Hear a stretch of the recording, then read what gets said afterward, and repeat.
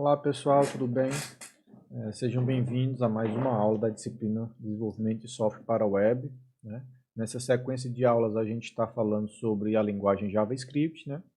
E na aula passada a gente falou sobre alguns arrays, né? Objetos, variáveis, etc. E a gente finalizou falando um pouquinho de JSON, né? Então agora a gente vai começar a falar sobre o uso de funções no JavaScript, como declarar funções, né? Como utilizar e etc. Então, a sintaxe para você declarar uma função, né, é o function, né, a palavra reservada function, o nome da função, abre parênteses, os parâmetros que essa função vai receber, né, separados por vírgulas, fecha parênteses e abre e fecha chaves. Tá? Então, o que ficar dentro das chaves vai ser o corpo da função. Então, essa função aqui ela é uma função de adicionar dois números, recebe como parâmetro o número 1 e o número 2, né, chamado de x e y. Dentro dela, ela vai criar uma variável total e vai adicionar a soma de x e de y e vai retornar essa variável com a soma.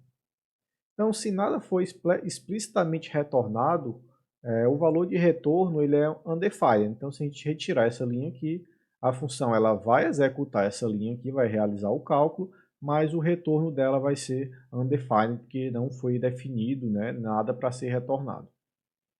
Tá? Você também pode fazer uso da passagem de parâmetros, né? Por exemplo, se você chamar a função sem entrada de parâmetros, né, você não pode realizar esse cálculo aqui, porque você está precisando do valor de duas variáveis que não foram passadas por parâmetro. Né? Então, se você chamar a função dessa forma aqui, né, só com add, abre e fecha parênteses sem nenhum parâmetro, ela vai retornar none, né? Ou seja, not a number. E se você passar mais parâmetros do que deveria, ela não vai dar um erro, ela vai executar normalmente, mas só vai somar esses dois primeiros números, tá? Vamos fazer esse exemplozinho aqui para a gente ver. Vamos criar, vou reaproveitar aqui, não, vou criar outro aqui, né?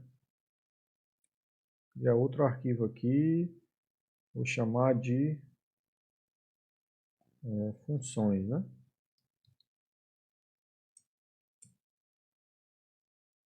Vou abrir com o VS Code.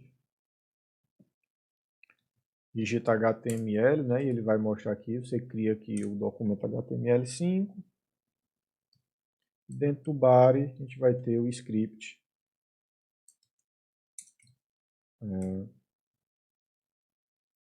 Agora vamos criar aqui uma função, né? Então a gente vai declarar function add, né? E aqui a gente vai receber o x e o y, né? Vou colocar aqui no número 1, não deixa x e y mesmo, tá? Então você pode simplesmente retornar aqui, né, x mais y, ou você pode criar aqui essa variável intermediária para armazenar o valor, tá? É indiferente. Vamos fazer do jeito que está no slide para não ter problema, né? Var total igual a x mais y, return total. E aqui a gente vai chamar, né, console.log e vai chamar a função sem parâmetros. Então vamos colocar aqui na frente, deixa assim mesmo. E aqui eu vou chamar ela passando o 2, o 3 e o 5, né? Passando um parâmetro a mais do que ela deveria receber. Vamos ver aqui o que é que esse código executa. Funções.html. Veja que o primeiro retorno foi um none, né? Ou seja, um not a number, como a gente tinha falado nos slides, e o segundo resultado foi o 5, né? Que é a soma do 2 mais 3, que são os dois primeiros elementos. Né? Então, o que tiver além dos parâmetros que a função necessita é ignorado em tempo de execução e a função não retorna nenhum erro. Tá? Se você passar também somente um número, né, ela vai dar erro também, porque precisa de um outro número que não foi passado como parâmetro. Tá?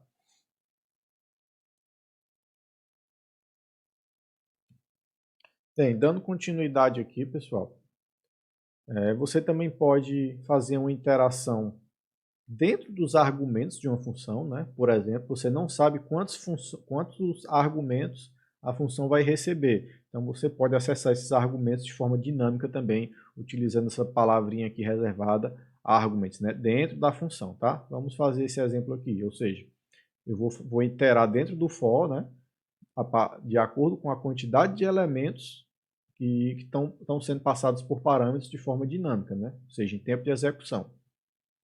Então vamos modificar aqui a nossa função add, né?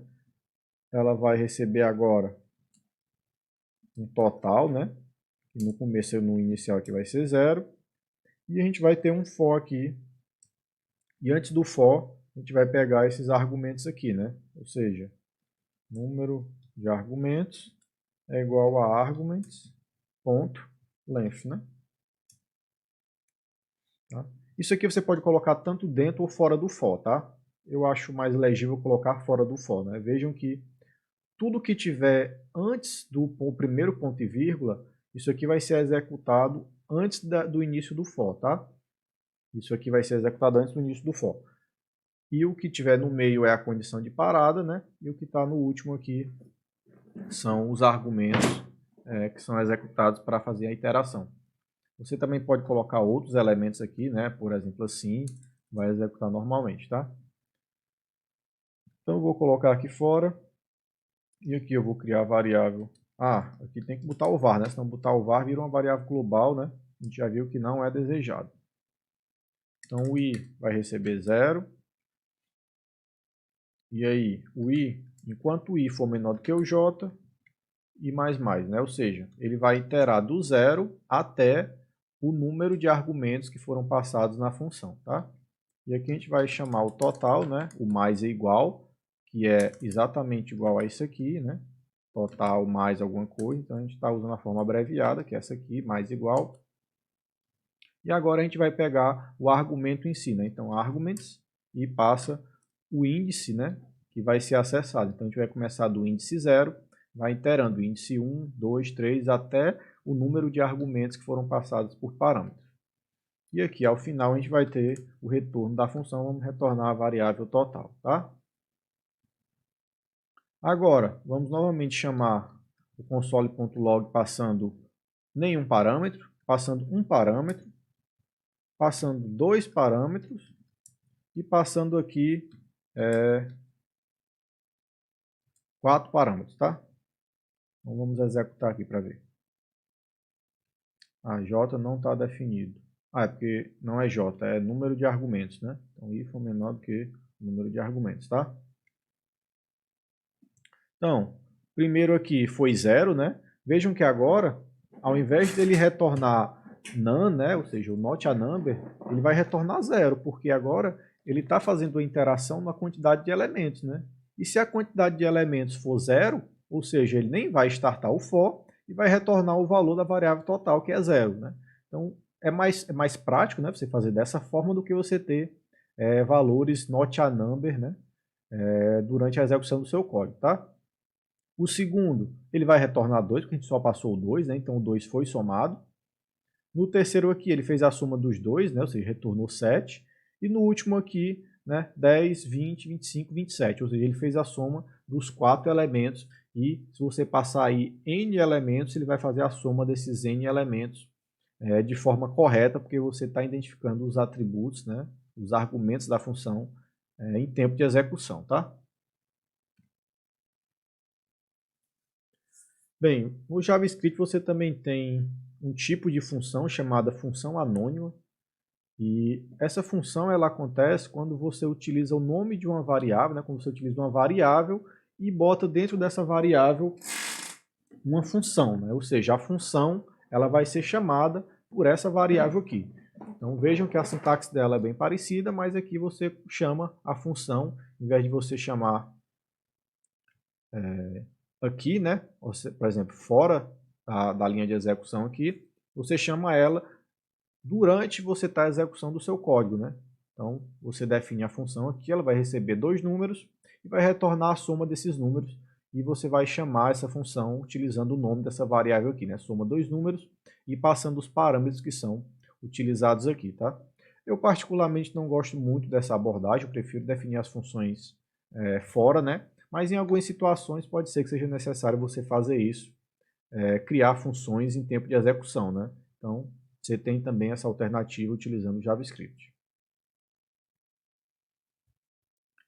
Isso aqui é um exemplo, né, de uma função anônima que faz a soma, né, utilizando, da mesma forma que a gente fez essa função aqui de forma separada, essa função aqui ela faz a média, na verdade, né? Então ela soma e divide pela quantidade de elementos. Então é uma função que calcula a média. E essa função ela é chamada através do nome de variável AVG, né, que é de average, né? De average, tá? Então, vejam que a forma de chamar ela aqui é a forma que você chama uma função de forma comum, mas a forma de você declarar ela é um pouquinho diferente, tá? Então esse tipo de declaração de função é chamado de função anônimas. Você também pode utilizar temporizadores, né, no JavaScript. Por exemplo, você pode dizer que essa função deve ser invocada daqui a 1 segundo, né, ou daqui a 10 segundos, ou daqui a 1 minuto. Então você consegue definir isso utilizando o código também. Então vejam aqui um exemplo, né? Executa a minha função daqui a 1 segundo. Então você vai chamar o setTimeout, que é uma função reservada do JavaScript, vai passar a função, o nome da função que vai ser executada e o tempo que ela vai demorar para ser executada a partir do momento que essa linha de código aqui é executada. Então chegou nessa linha de código aqui para executar, ele vai aguardar 1 segundo, né? O valor que você passa em milissegundos, né? Então 1000 milissegundos dá 1 segundo, e ele vai aguardar 1 segundo e vai chamar essa função aqui. Reparem que se você colocar aqui os parênteses da função, você vai invocar ela no momento que você está definindo o temporizador aqui. Então você não deve colocar os parênteses para poder que o setTimeout identifique que o nome da sua função é essa, e não que você está querendo chamar a função nesse exato momento. Você também pode definir ela utilizando uma variável, né? Ou seja, você vai definir aqui a variável timer e vai dizer que o resultado do set intervalo, né, vai ser guardado aqui dentro do timer, né? Mesma coisa, você passa a função e coloca aqui o tempo, tá, pessoal? A diferença do set timeout e do set interval é que aqui ele só vai executar uma única vez, tá? Então daqui a 1 segundo ele vai executar essa função aqui uma vez e acabou. E aqui ele define o tempo, né, a periodicidade com que essa função vai ficar sendo invocada. Então essa função ela vai ser chamada de 1 em 1 segundo, certo? A cada 1 segundo ele vai e chama essa função. Geralmente isso é utilizado para você fazer verificações de rotina, né? Ou limpar variáveis e fazer o envio de alguma requisição, salvar dados e etc. Tá? Então coisas que você faz com uma certa periodicidade você pode utilizar os temporizadores. E para você cancelar o setInterval, né, você chama a função aqui clearInterval, tá? E passa a variável que armazena o temporizador. Vamos fazer um exemplozinho aqui. Vou deixar aqui a função add aí ainda. Então, vamos criar aqui um temporizador único, que é o setTimeout. Né? A gente passa como parâmetro aqui a função, ou seja, eu vou chamar a função add.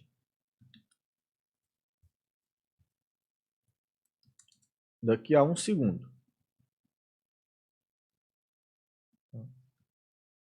E vou colocar um console aqui dentro dela. Então, console.log entrou na função de adicionar. Vamos executar isso aqui para ver.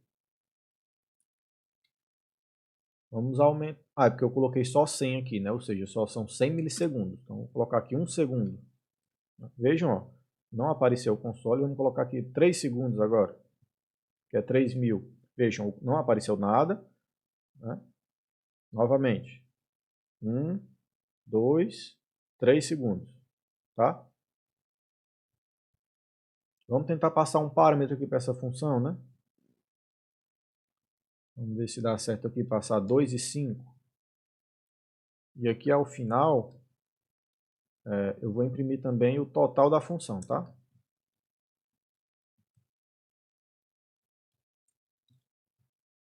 Vamos ver se dá certo.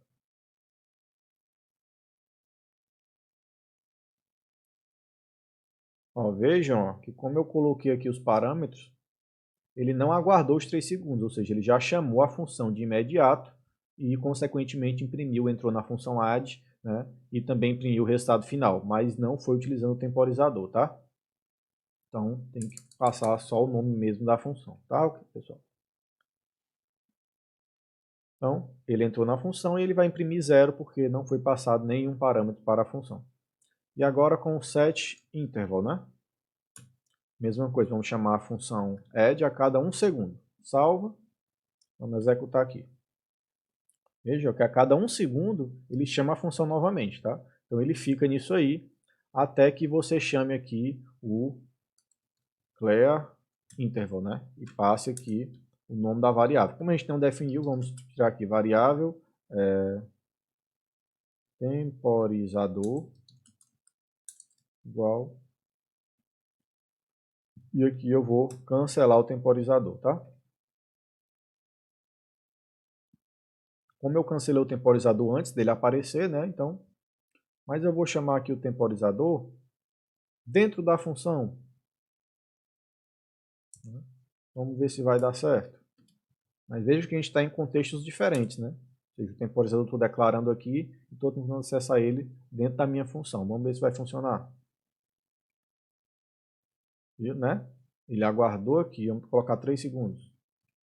Então ele aguardou os 3 segundos, chamou a função e, consequentemente, já fez o cancelamento aqui do temporizador antes de imprimir o 0, né? Como resultado. Então ele não vai imprimir novamente, tá?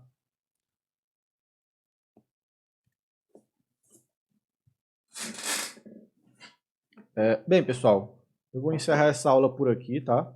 Então a gente viu um pouquinho aqui dos temporizadores e na próxima aula a gente começa a falar sobre as classes no JavaScript. Tá bom, pessoal? Obrigado e até a próxima. Tchau, tchau.